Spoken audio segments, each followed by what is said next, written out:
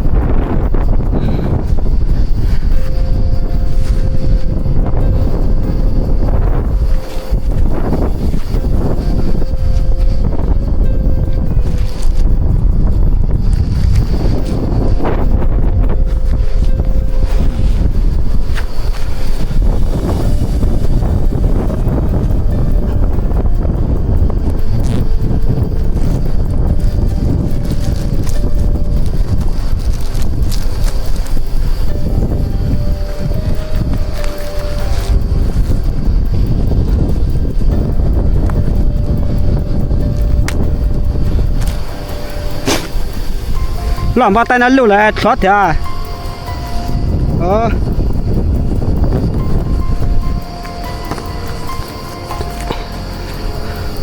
Ăn được à?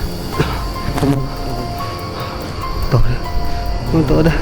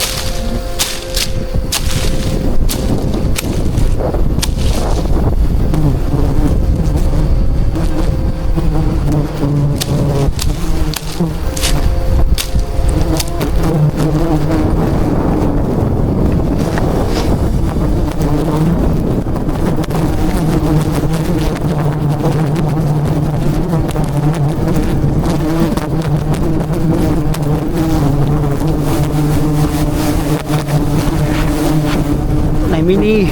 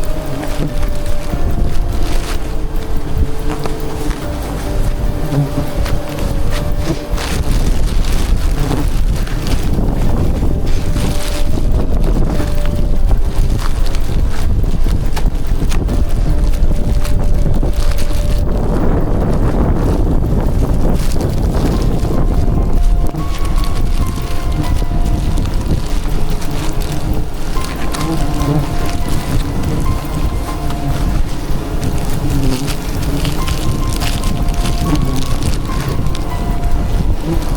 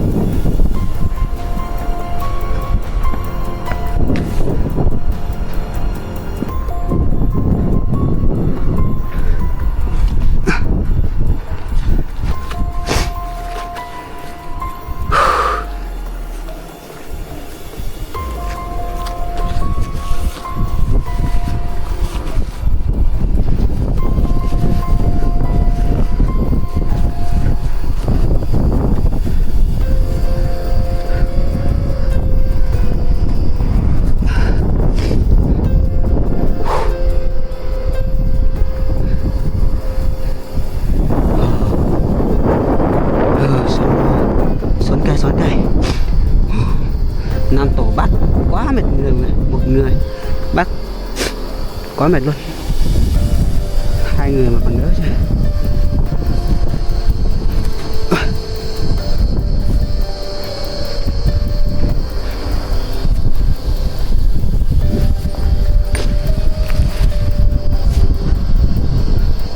Xuống cây thôi.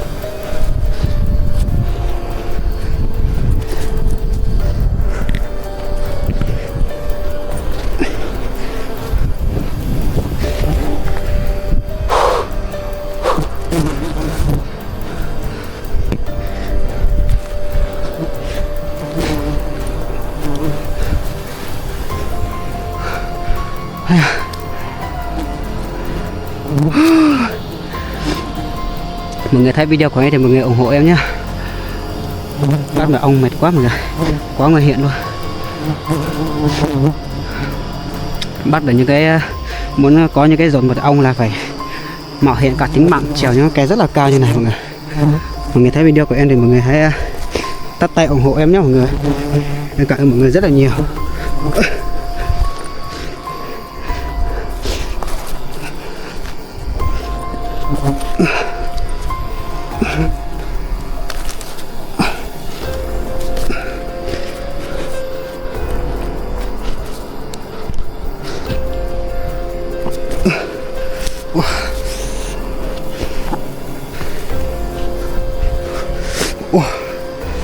Hung quá đúng không?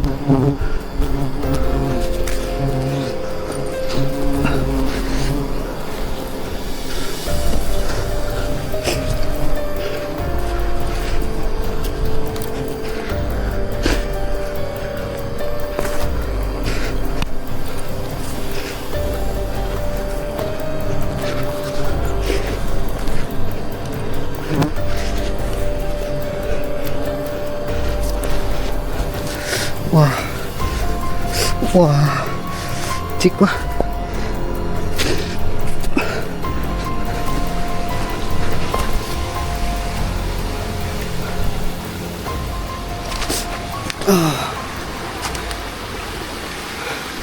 Để bác hoàn thành những cái tổ ong này mọi người nhá. Khá là mệt luôn mọi người ơi. Suối đây. Chắc em xin kết thúc video tại đây đâu mọi người ơi. Bye bye mọi người nhá. Mọi người thấy video của em thì hãy ủng hộ em nhé mọi người. Bye bye. Bye bye.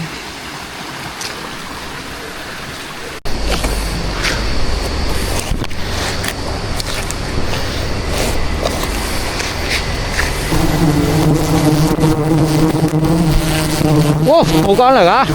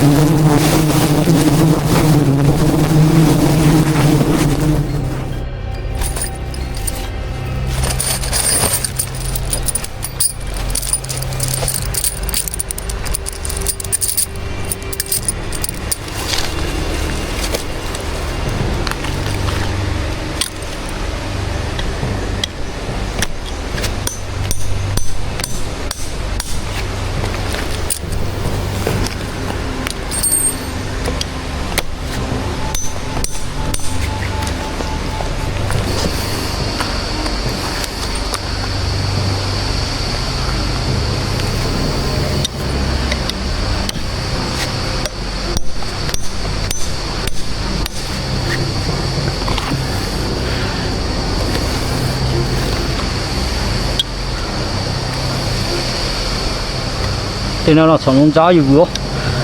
这里是草丛渣哦，这里你要得讲。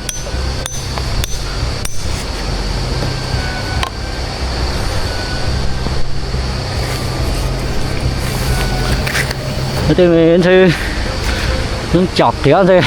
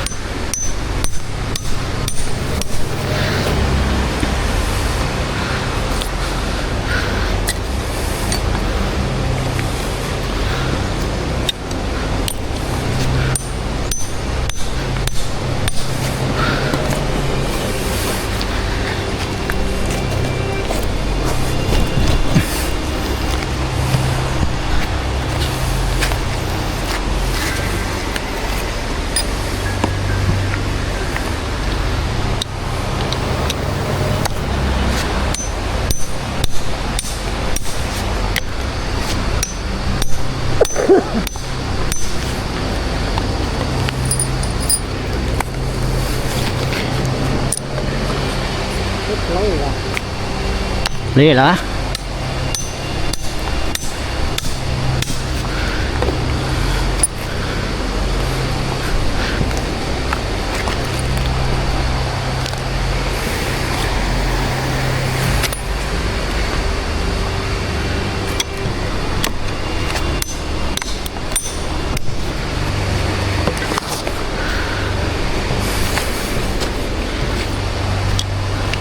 那这床的这一档冷机咯，那冷机咯，弄咋冲弄咋好。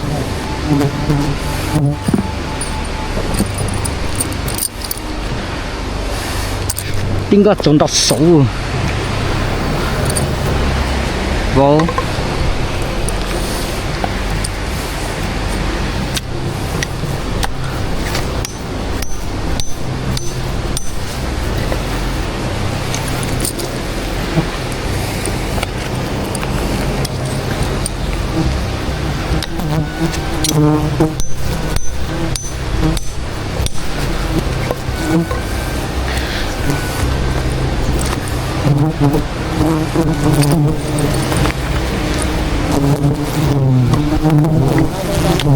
他等着吗？行。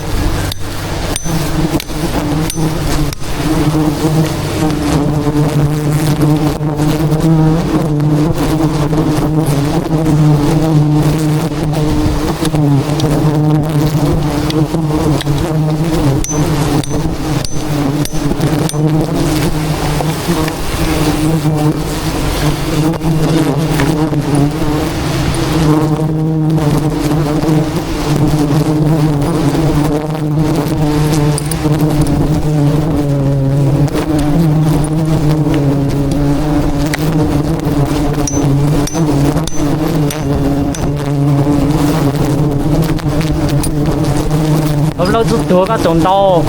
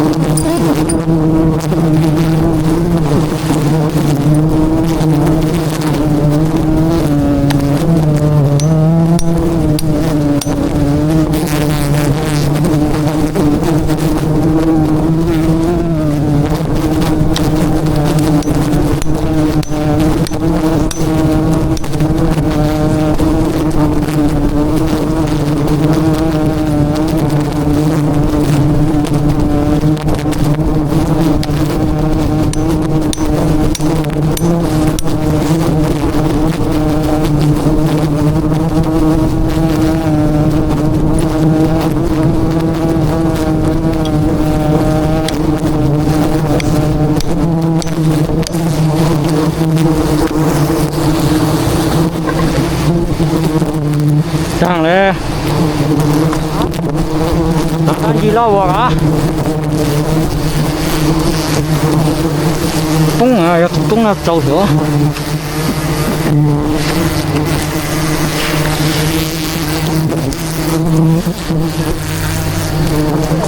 啊？做，那么加上苦啊，到一起就那的要么，我做那咋？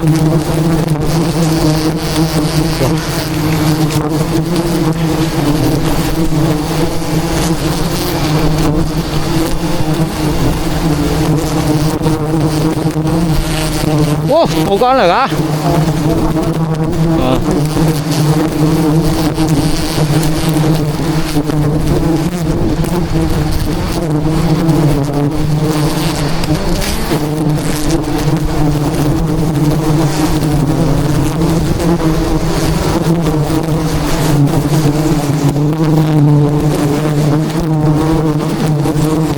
Chết rồi đó. Vừa dán gối cả tóm rồi tụi có hết á. Có thì tin không cho vào đây này.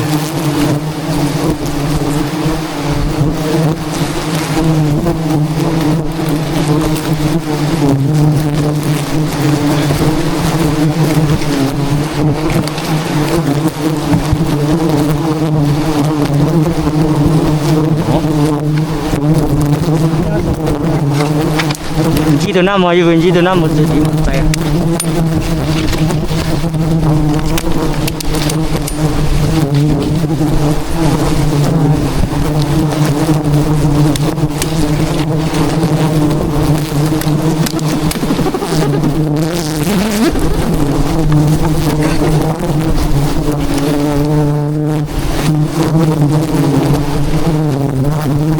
Đừng chỉ tao lục thiếu như vậy. Ấy sao xây lục thiếu như đó số nào?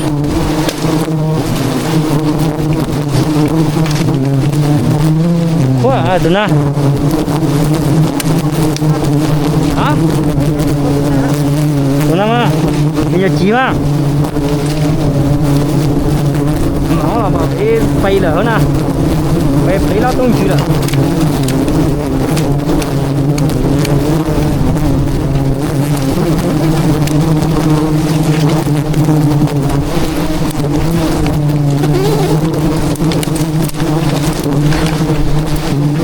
Thế nào là đi ở nhá từ chỉ đi ra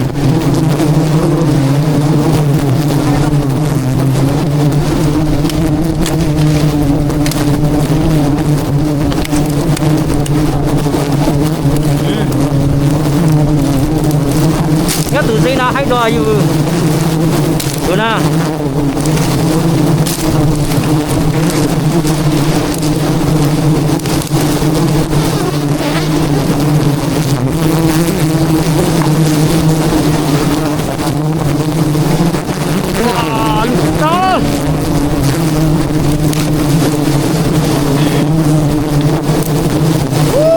Tăng luôn.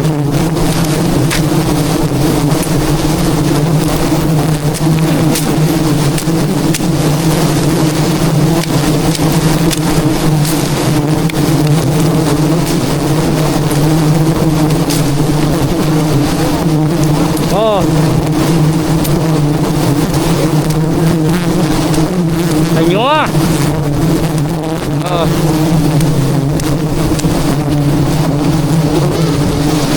Nhớ chỉ tỷ nào.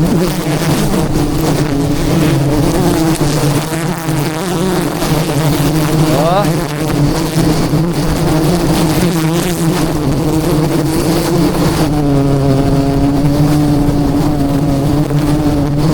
Wow. Lực sao?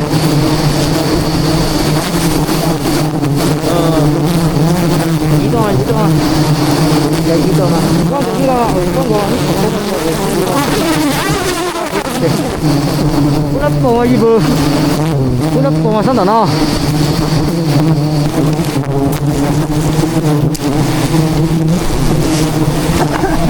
Chỉ đây có mua con, mua tao bao nhiêu tiền lửa? Lục tao ó, vậy tôi chỉ chẳng lo trong hồ, có chẳng là nào nè. Ôi cái难当的妻子一样了呢。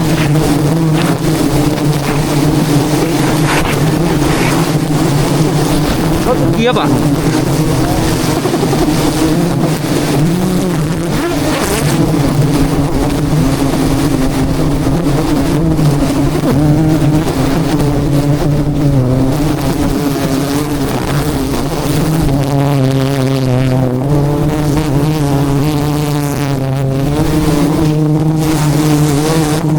Cái ớt này nhỏ, cái ớt này nhỏ. Hả?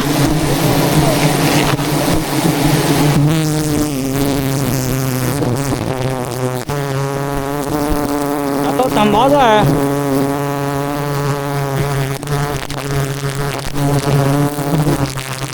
Nó tăng lên. Đây là số 6. Không không. Ôi giời.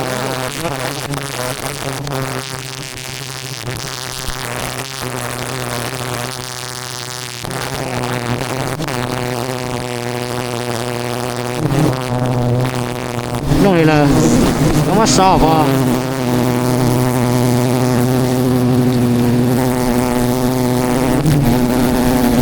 Bây giờ là nó không tiêu vậy là nó. Bây giờ nó thì mình rất là trâu,但giờ là nó không tiêu. Thằng đó cả. Con ná liều à? Đấy là của thằng ná này cả. Cái dứt lạnh nhua.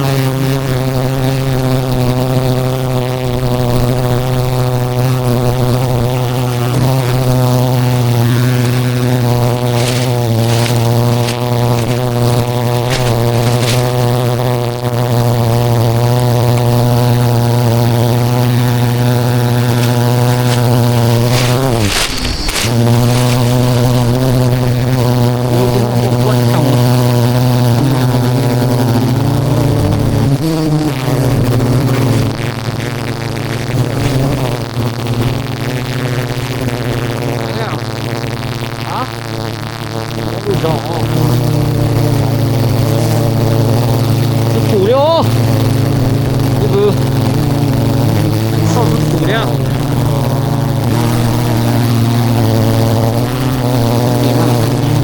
Được đấy hả?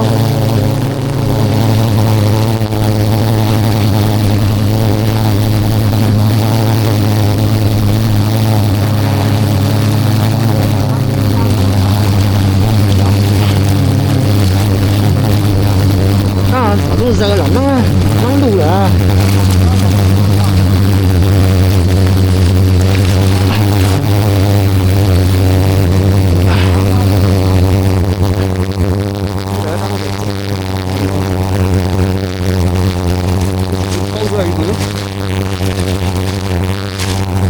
thấy là nó chịu khô nó một tí xíu là nó là đồ chia.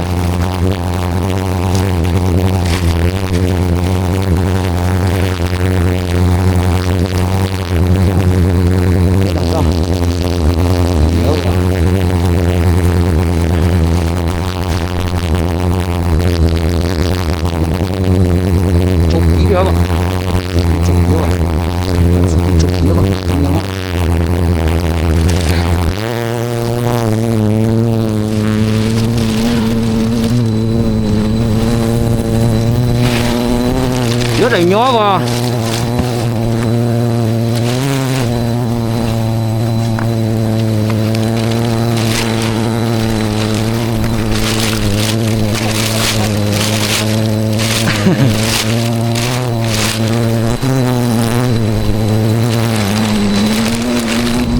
Này nhỏ nhỏ rất khó luôn.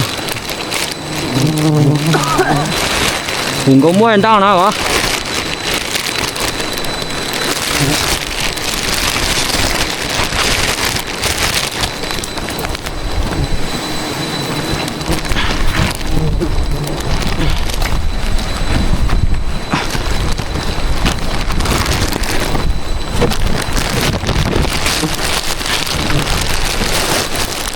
Nhớ tấu bị coi cho ta phải lắp được rồi đó nhớ.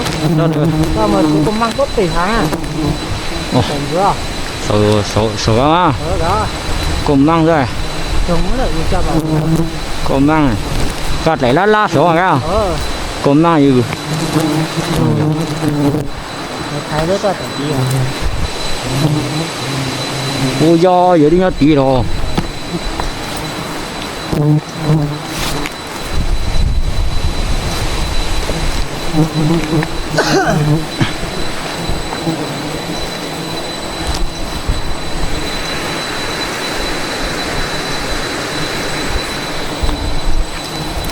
Đi nhờ rong cái nó đó. Hay là nó hú mì sẽ hạ lại hạ luôn. Nó chơi sao qua đi. Nó gọi là tiếng tăng nè.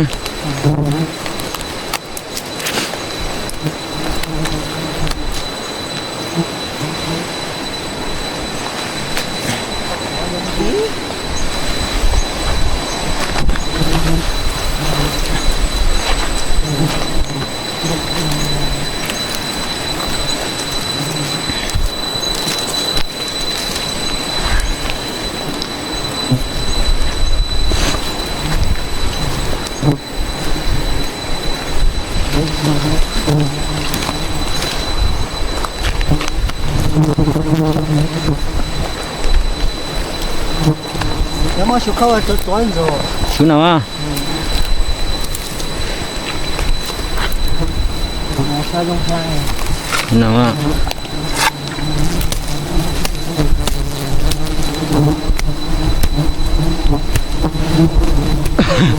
咋整最好哈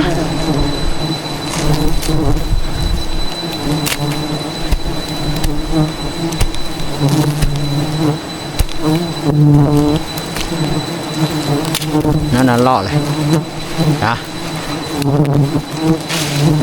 có chỗ xây dựng rất chỗ dạ nhớ con từ đó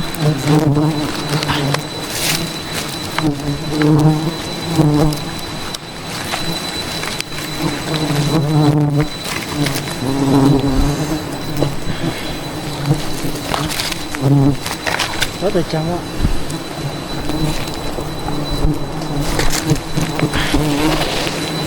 Nhưng thì đâu có tăng nữa.